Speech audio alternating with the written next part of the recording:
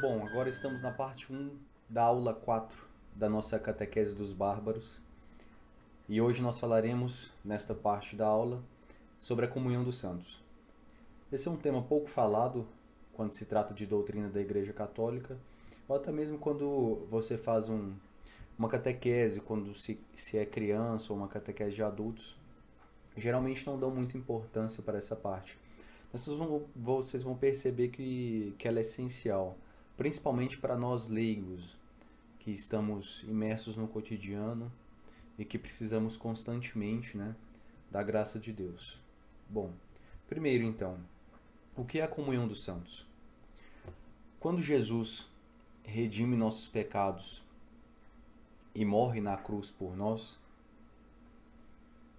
a igreja, né, fundada por ele, sobre a pedra, a grande pedra e primeira pedra, que é Pedro, ela recebe bens espirituais, né?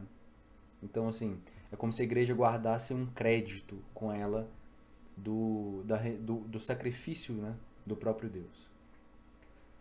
E a comunhão dos santos é justamente os bens da igreja, ou seja, os bens que a igreja contém por causa da remissão dos nossos pecados, por causa do sacrifício de Cristo, né? Por causa dos infinitos bens de Jesus Cristo e por causa de todos os sacrifícios de todos os santos também, né? E da superabundância também da bondade da Virgem Maria. Então, todos esses atos criam bens espirituais, né? E a igreja é como se fosse a detentora desses bens. Logo, se a igreja é detentora desses bens, os seus membros possuem participação nesses bens, né? Possuem participação nos bens da igreja. E a participação de todos os membros da igreja em seus bens é justamente a comunhão dos santos. Ora, mas os bens da igreja se dividem em dois. Para melhor entendermos, né, esse assunto, então, vamos dividir os bens da igreja em dois. O primeiro tipo de bem são os bens interiores, tá? E os bens interiores são aqueles relacionados à graça dos sacramentos, né? A vida sacramental, ela te oferece graças. Então essa graça sacramental, essa graça, ela é um tipo de bem interior.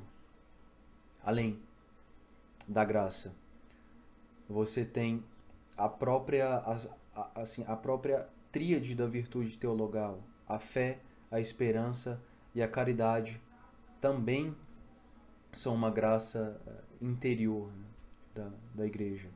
Além da infinita bondade de Jesus Cristo e da superabundância, né, tanto dos atos da Virgem Maria e das suas orações, quanto da bondade também e das orações de todos os santos que já morreram, né, por nosso Senhor Jesus Cristo. Essas são as graças interiores. São os bens, perdão, interiores. Os bens exteriores também são bens da igreja, mas aqui é uma nomenclatura de bens exteriores, porque eles estão mais relacionados com as ações, né, da vida da igreja ali no dia a dia, que circunda a igreja. Por exemplo, a missa, né? O sacrifício da missa é um bem exterior. Um bem interior, o primeiro que nós havíamos citado, seria a graça pelo sacramento. Já o próprio sacramento ou os sacramentos são bens exteriores. Então os sacramentos são bens exteriores e a graça advinda do sacramento são bens interiores, né? As orações públicas, às vezes relacionadas com a missa, às vezes não relacionadas com a missa, também são graças exteriores, né? Então, para resumir, bens interiores e bens exteriores, né, são para todos os membros da igreja. E aí está a comunhão dos santos. Mas aí surge a dúvida.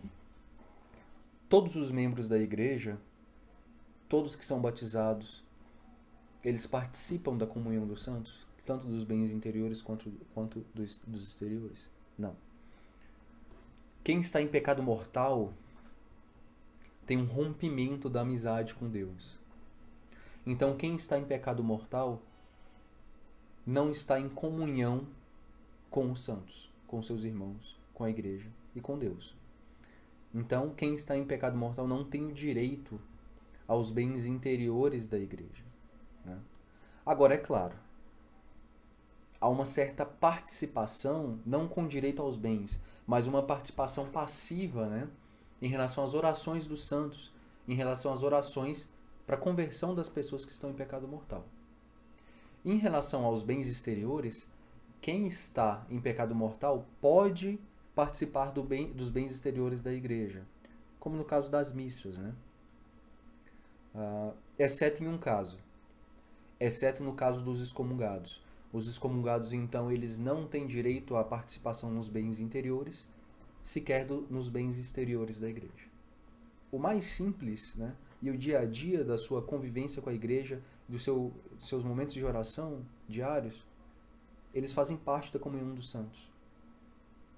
E fazem parte desse direito que todos os membros têm de receber todas as graças, né, todo o crédito que a igreja guarda. Imagina um banco, né? Um banco, ele tem crédito, assim, ele guarda, ele armazena, sobra, né? Para o banco sobra capital. Imagina uma analogia, então, faça uma analogia em relação à igreja. Para a igreja ela guarda todos os tesouros de todos os bens, né? Feitos até hoje por todos os santos, por Nossa Senhora, Nossa Santa Virgem Maria e por Jesus Cristo, pelo sacrifício de Jesus Cristo. É isso, pessoal. Até a próxima.